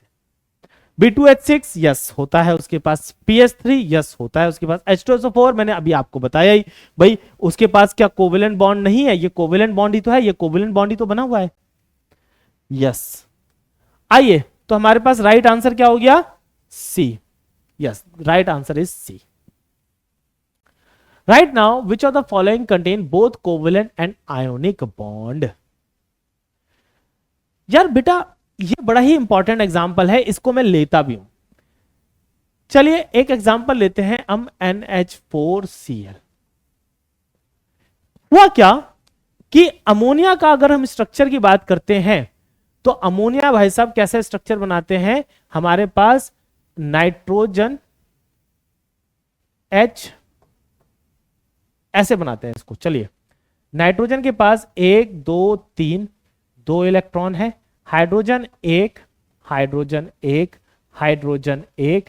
अगर मैं इसके बॉन्ड की बात करता हूं तो बॉन्ड हमारे पास ऐसे कुछ बनेगा, यानी कि हमारे पास स्ट्रक्चर बन के आया नाइट्रोजन 1 इलेक्ट्रॉन 1 H और 1 H। इसको मैंने HCl के साथ रिएक्शन करा दिया। HCl भाई साहब क्या करते हैं? HCl बोलता है कि भाई H को ना वो खाली छोड़ देता है, यानी वो क्या बनाता है? हमारे पास HCl जो अवेलेबल होता है उससे Cl गायब होता है और Cl गायब करके इसे क्या बना देता है? H plus. ये भागा भागा भागा भागा भागा अमोनिया के पास आता है, अमोनिया से कहता है भाई मेरी हेल्प कर दे। क्या कर दे? हेल्प कर दे। अमोनिया क्या करता है? यार भाई मेरा तो ऑक्टेट कंप्लीट है, मैं क्यों हेल्प करूं? तो भाई पुरानी स्टोरी, कसमें वादे, ठीक है, कसम खिलाने लगता है भाई कुछ तो कर, मुझे नहीं पता, मेरे को स्टेबिलिटी चाहिए। तो भाई साहब ये क्या करेगा? इसको एक कोऑर्डिनेट बॉन्ड बनाएगा। क्या बनाएगा? Coordinate bond. तो कोऑर्डिनेट बॉन्ड बनाएगा तो हमारे पास क्या आएगा? इसका बॉन्ड बन के आएगा नाइट्रोजन हाइड्रोजन हाइड्रोजन हाइड्रोजन और एक कोऑर्डिनेट बॉन्ड बन के आया H पॉजिटिव। अच्छा, इस कोऑर्डिनेट बॉन्ड को मैं सिंपल बॉन्ड की तरह रिप्रेजेंट करना चाहता हूं। क्या बन के आया बच्चों? एक कोऑर्डिनेट बॉन्ड बन के आया। इस कोऑर्डिनेट बॉन्ड को, कौन सा कोऑर्डिनेट बॉन्ड बन के आया था? एक arrow H plus H H H, और इसको मैं सिंपल रिप्रेजेंट करना चाहता हूं तो मैं कैसे करूंगा? N एक H एक H। मैंने रूल बताया था, आप बस एक सिंगल लाइन ड्रॉ करो। क्या नाइट्रोजन, नाइट्रोजन पीरियड 2 का एलिमेंट है या नहीं है? पीरियड 2 का एलिमेंट है, तो इसकी तरफ हमारे पास क्या आ जाना चाहिए? निगेटिव, और वो निगेटिव और पॉजिटिव मिलके न्यूट्रल हो जाएगा, और इसके पास क्या आ जाएगा? पॉजिटिव। एक ये कैटायन बन गया, दिस इज कैटायन। सॉल्यूशन के अंदर ही Cl माइनस घूम रहा होगा, तो इस कैटायन और इस एनायन के बीच में, दिस इज एनायन, एक आयोनिक बॉन्ड डेवलप हो जाएगा, दिस इज आयोनिक बॉन्ड। तो ये आयोनिक बॉन्ड और यहां पर कोवेलेंट बॉन्ड बना हुआ है, ये देखो, ये कोवेलेंट बॉन्ड बने हुए हैं या नहीं बने हुए पहले से? तो NH4Cl का एक ऐसा एग्जांपल है जिसके अंदर दोनों टाइप के बॉन्ड मिलते हैं, और बड़ा ही इंपॉर्टेंट एग्जांपल है ये। तो what should be the right answer? The right answer is NH4Cl। आया बच्चों, समझ में आया या नहीं आया? हाँ जी, लग रहा होगा पता नहीं सर क्या क्या कराए चले जा रहे हैं। अरे बच्चे, ये बेसिक्स से हैं, बहुत ही इजी है, बस आप थोड़ा सा पेशेंस के साथ इसे देखिएगा, बड़े आराम से आपको समझ में आएगा। हाँ जी, now which of the following compound molecule contain no pi bond? Pi bond, याद करो, पाई बॉन्ड मैंने बताया था डबल बॉन्ड के अंदर होता है या ट्रिपल बॉन्ड के अंदर। मैं स्ट्रक्चर बनाता हूं, चलो NO2 का स्ट्रक्चर मैं आपको बना के दिखा देता हूं।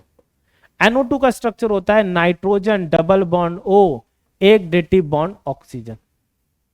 नाइट्रोजन सेकंड पीरियड एलिमेंट है, डबल बॉन्ड नहीं बना सकता, इसे अब मैं रिप्रेजेंट भी करूंगा तो सिंगल बॉन्ड से रिप्रेजेंट करूंगा।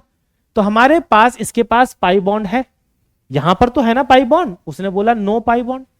चलो CO2, CO2 का स्ट्रक्चर होता है C double bond O, C double bond O।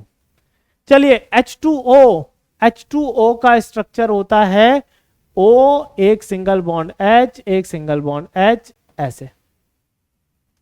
Yes, यहीं पर तो है हाइड्रोजन भैया, एक ही इलेक्ट्रॉन होता है, सिंगल बॉन्ड ही बना सकता है हाइड्रोजन, कभी भी डबल बॉन्ड नहीं बना पाएगा। So the right answer is, भाई बात आती है SO2 की, चलो SO2 का भी स्ट्रक्चर देख ही लेते हैं बच्चों। SO2, SO2 का स्ट्रक्चर हो जाएगा S double bond O, double bond O और एक लोन पेयर। चलिए फिलहाल हमें राइट आंसर मिल गया है, हमें ज्यादा नहीं अभी उस पर देखते हैं, हम धीरे धीरे स्ट्रक्चर बनाना सीख लेंगे। अभी आप बच्चों का सवाल आ रहा होगा, सर आपने तो स्ट्रक्चर बना दिया, हमें कैसे पता चलेगा? बच्चे धीरे धीरे आपको पता चलेगा, don't worry. Which of the following has a electrovalent linkage? अच्छा, इलेक्ट्रोवैलेंट ही लिंकेज ही कहलाती है, means ionic bond, ionic bond, ionic bond. Famous example इसका कैल्शियम, भाई कैल्शियम, मैग्नीशियम ने भी तो आयोनिक बॉन्ड बनाया था, कैल्शियम ने ट्रांसफर। आप कहोगे सर AlCl3 भी तो हो सकता है, पर बच्चों ध्यान रखना AlCl3 कोवेलेंट कंपाउंड है। कैसे है बात करेंगे फ्यूचर में, आंसर राइट आ जाएगा CA। और आइए आंसर क्रॉस चेक कर लेते हैं, yes the right answer is A। चलिए नेक्स्ट अगर हम देखते हैं, HCl मॉलिक्यूल कंटेन्स, भैया क्या है HCl? HCl का ध्यान रखिए, अगर मैं HCl बनाता हूं, H के पास एक इलेक्ट्रॉन, Cl के पास 2 3 4 5 6, sharing of electron 1 2 3 4 5 6 7, sharing of electron यानी कि HCl। HCl एक कोवेलेंट कंपाउंड है, ध्यान रखिएगा, मन में सेट कर लीजिएगा। बस बस बस लास्ट क्वेश्चन पहुंच रहे हैं हम। तो what should be the right answer? B, हमारे पास covalent compound, HCl is the covalent compound. चलिए बच्चे, आज का लेक्चर हम यहीं पर रोकते हैं। अगर ये वीडियो आपको अच्छा लगा हो, मतलब ऐसा लगे कि भाई नहीं कुछ तो पढ़ाया है सर ने, तो प्लीज आप तो देखिएगा ही देखिएगा, दूसरों को भी शेयर करिएगा। Please like, share and subscribe. Thank you guys.